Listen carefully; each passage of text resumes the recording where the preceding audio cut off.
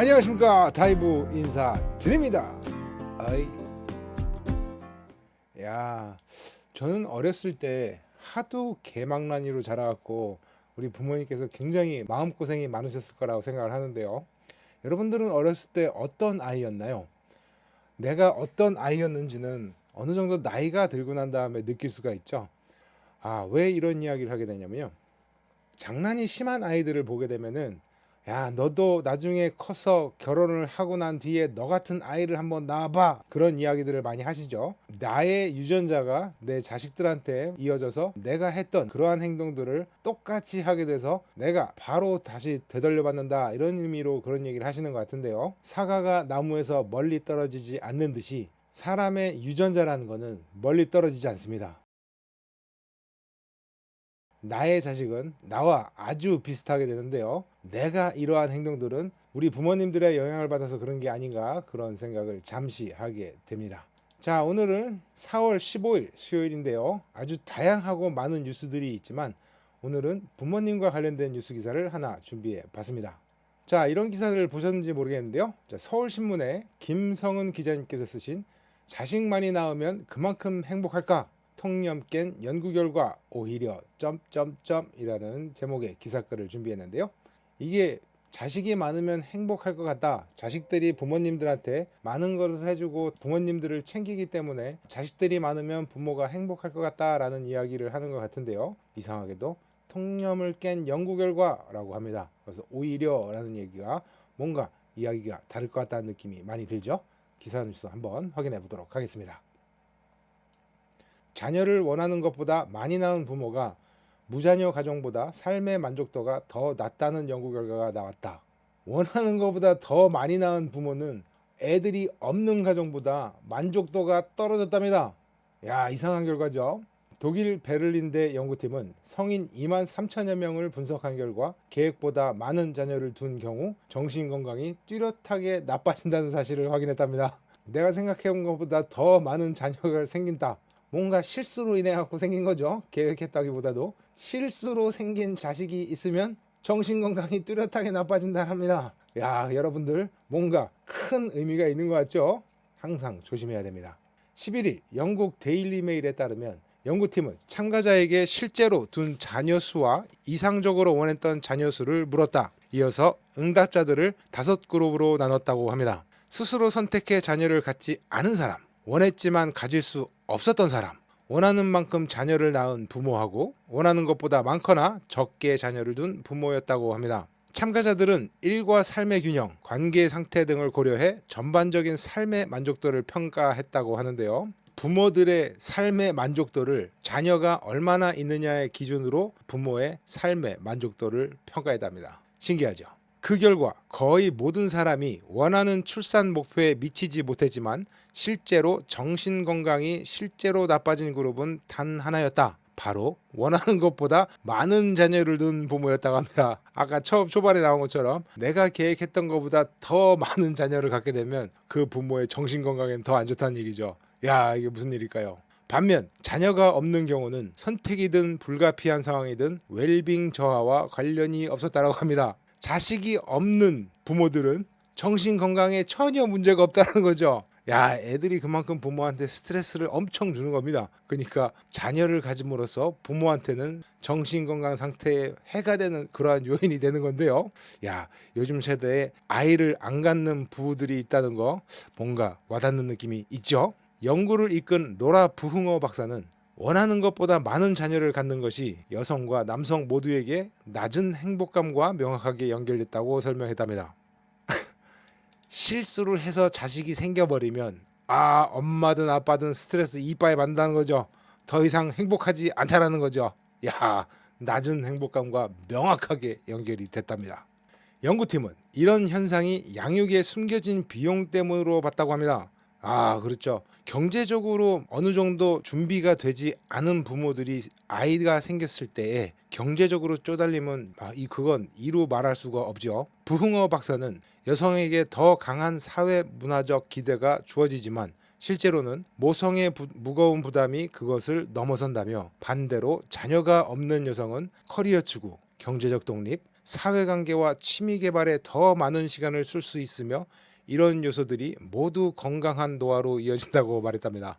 엄마의 입장에서는요, 자식이 없는 게 훨씬 더 건강하게 늙어갈 수 있는 방법이라고 합니다. 야, 자식을 갖는다는 게 그만큼 스트레스 받고 어려운 일입니다. 야, 어머니들한테는 뭔가를 더 드려야 되는데요. 야, 어머니들 힘내십시오.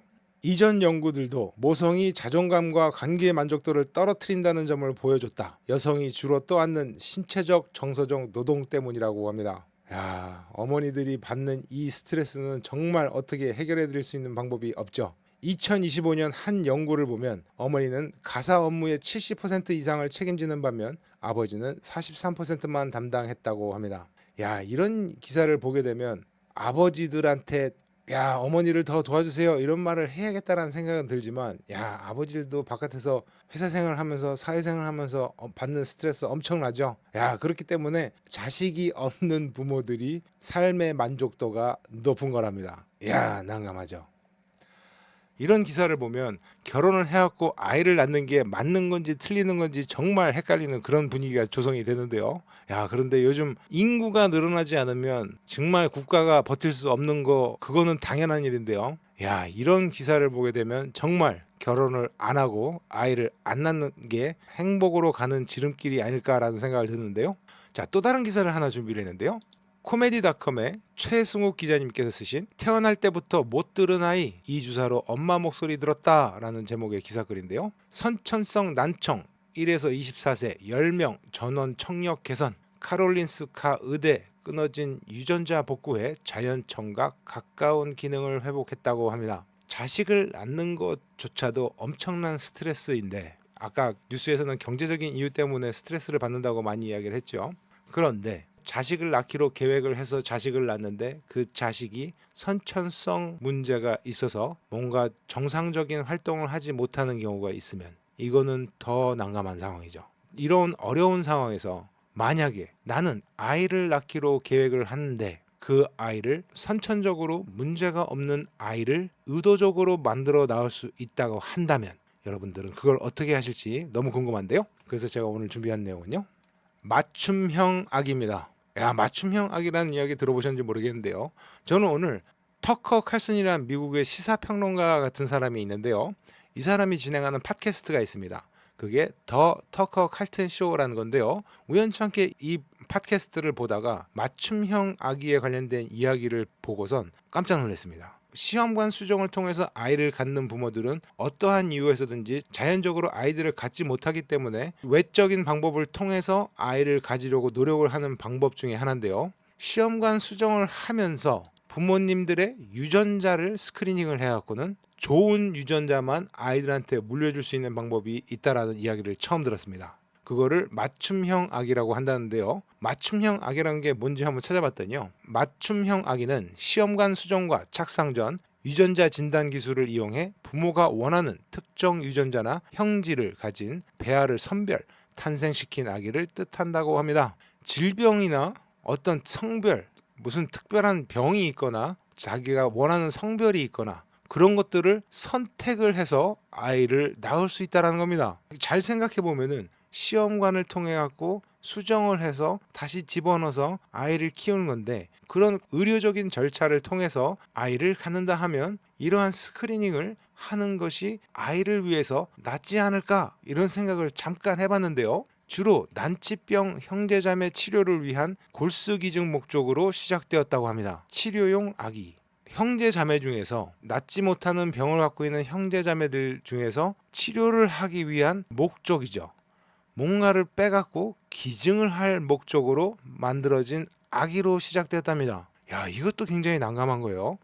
태어난 아기가 갖고 있는 문제를 해결하기 위해서 새로 만든다는 거죠. 야, 이런 의미가 있었는데 너무 무섭습니다. 현재는 지능, 외모 등 우월한 형질 선택이라는 윤리적 논란의 중심에 있다고 하는데요. 유전병 같은 것들을 걸러내기 위해서 하는 절차가 있다라 하면 하는 김에 더 나은 조건을 물려주는 게 더 나은 게 아닐까라는 생각을 해봤었는데요.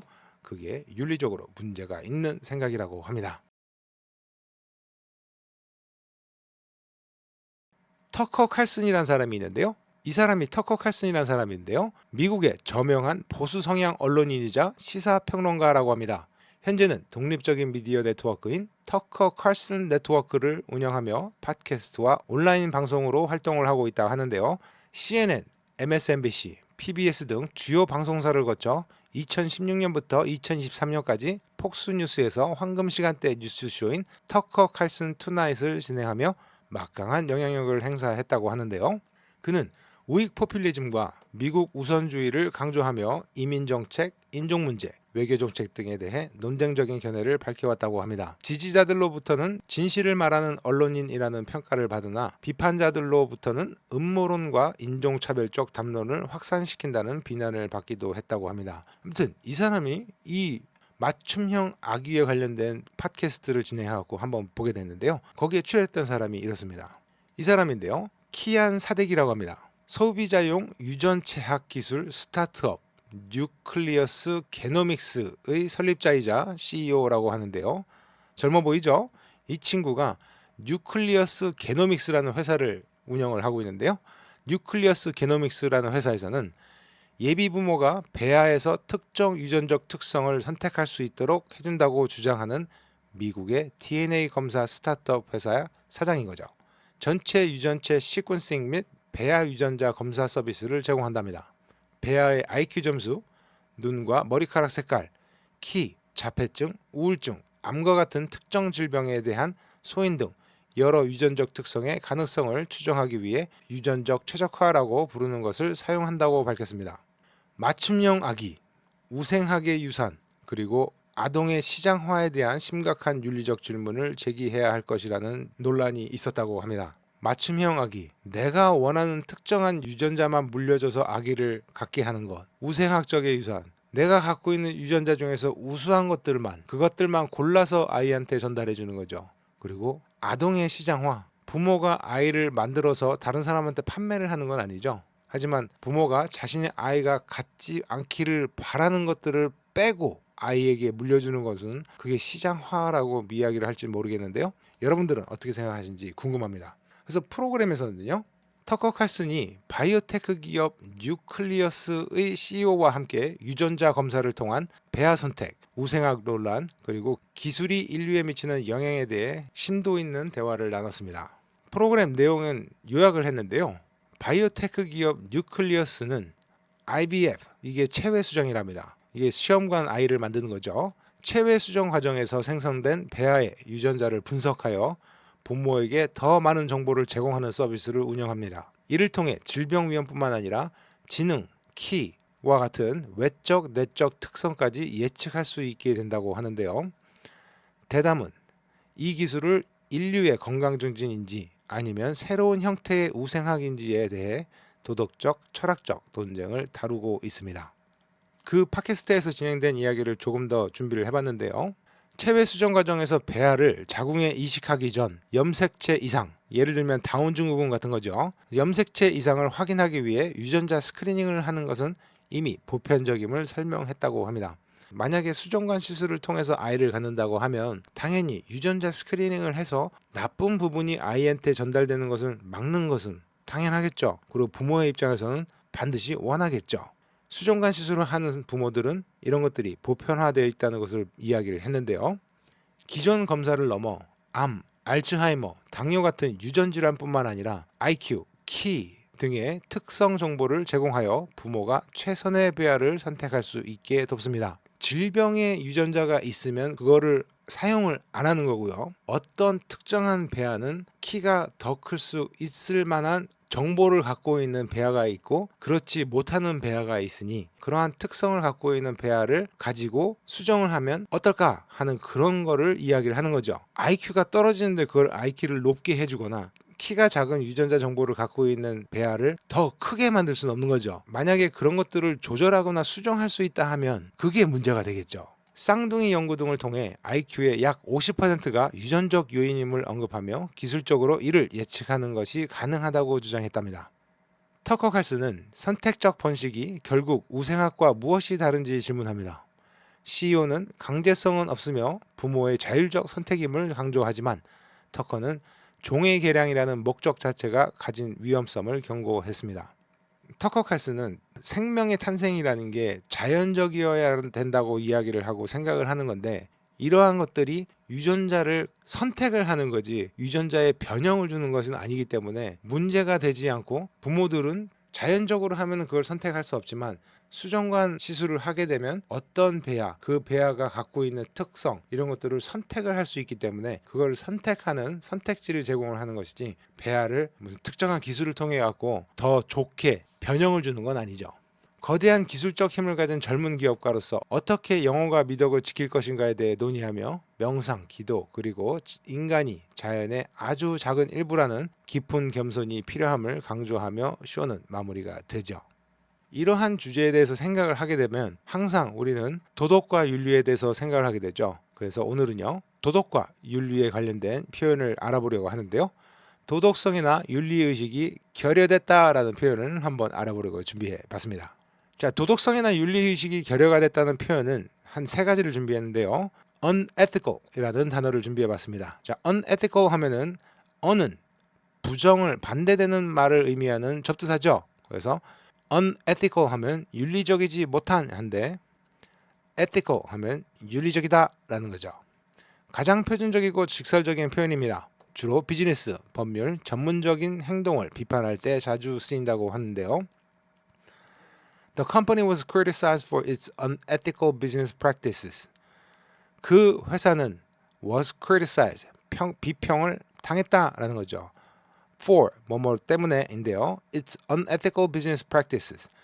그 회사의 윤리적이지 못한 사업 방식 때문에 비판받았다라는 거죠. 그 회사는 비윤리적인 영업 관행으로 비판을 받았다라고 깔끔하게 해석이 되어 있는데요. 정해진 윤리적 기준이나 규칙을 따르지 않는 상태를 뜻합니다. 그래서 unethical 하면은 기준이 있는 거죠. 어떤 사회에서 정하는 기준이 있는데 그 기준을 따르지 않는 상태를 이야기했을 때 윤리적이지 못해 라고 이야기를 하는 건데요. 기준이나 규칙을 따르지 않아서 벌어지는 행동에 대한 윤리적이지 못한 것들을 표현할 때 unethical이라는 단어를 사용합니다. 자, 그럼 다음에는요, immoral이라는 단어가 있는데요, 이거는 부도덕한이라는 의미를 갖고 있습니다. 아까 똑같이요, I am이라고 하면은 부정을 뜻하는 접두사죠. 그래서 immoral 건 부도덕하니까 moral 하면은 도덕한 거죠. 자, unethical보다 조금 더 강한 표현으로 개인의 양심이나 사회적 규범, 도덕이라는 거죠. 사회적 규범에 비추어 보았을 때 옳지 못한 경우에 쓰입니다. 아까 unethical하고 조금 의미 차이가 있는데요. Many people believe that lying to your friend is immoral. 많은 사람들이 믿는다. 뭘 믿느냐? that를 믿는 거죠. Lying to your friends. 너의 친구들한테 거짓말하는 것은 부도덕한 것이다 라는 것을 믿는다라는 거죠. 많은 사람들은 친구들에게 거짓말을 하는 것이 부도덕하다고 믿는다라고 해석이 되어 있는데요. 선과 악의 기준에서 악에 가까운 행동을 묘사할 때 적절하다고 합니다. 아까 unethical 하면은 어떤 특정한 규정이 있는데 그 규정을 따르지 않은 행동을 했을 때 unethical이 되는 거고요. 이 immoral 하면은 이거는 모든 사람들이 생각했을 때 나쁘다, 좋다라는 기준에서 나쁜 짓을 하면 immoral이 되는 겁니다. 또 하나가 있는데요, amoral라는 단어입니다. 도덕관념이 없는 이란 뜻인데요, 이거는 unethical하고 immoral하고는 의미가 완전히 다른 단어입니다. 도덕적 판단 자체를 하지 않거나 무엇이 옳고 그른지에 대한 개념이 아예 없는 상태를 뜻한다고 합니다. 비도덕적이라기보다는 도덕 무관심에 가깝습니다. 이거는 unethical 하면 어떤 특정한 규정이 있으면 그거를 따르지 않는 걸 얘기하는 거고, immoral 하면은 나쁘다, 그거를 기준으로 평가를 하는 거고, immoral 하면 이건 아예 개념 자체가 없는 겁니다. Some people act in an amoral way, only caring about what they want. 어떤 사람들은 행동한다라는 거죠. In an amoral way. 부도덕한 방법으로 행동을 한다라는 거죠. Only caring. 단지 신경 쓰는 about what they want. 그들이 원하는 것에 대해서만 신경을 쓰는 도덕관념이 없는 행동을 한다라는 거죠. 도덕관념이 없는 방식으로 행동을 한다라는 거죠. 어떤 사람들은 자신이 원하는 것만 신경 쓰며 비도덕적인 방식으로 행동한다라고 하는 건데요. 도덕적 기준 자체가 결여된 상태를 설명한다고 합니다.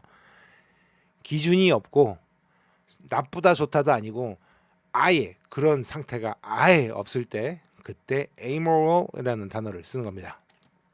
amoral은 도덕이라는 체계 바깥에 있는 상태를 의미하기 때문에 그 반대말은 특정 단어 하나로 정의되기보다 도덕적 체계 안에 없음을 의미하게 된다는 겁니다.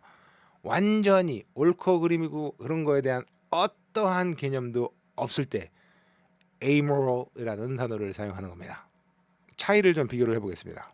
unethical 하면 규칙, 전문성 위반을 의미하는 거고요. 예를 들면 기업의 비리라든지 의사, 변호사들의 부당 행위 같은 것들을 unethical이라는 단어로 표현을 하는 거고요. immoral 하면은 양심, 악의적 행동으로서 범죄, 배신, 사회적 금기 위반을 했을 때 immoral이라는 단어를 사용하는 거고요. amoral 하면은 도덕적 판단력 부재, 특히 어린아이들의 행동, 옳고 그름을 모르죠. 그렇기 때문에 어린아이들의 행동, 자기만을 생각하는 그런 행동 또는 극도로 이기적인 성향을 갖고 있는 사람을 amoral이라는 단어를 사용해서 표현을 하는 거죠.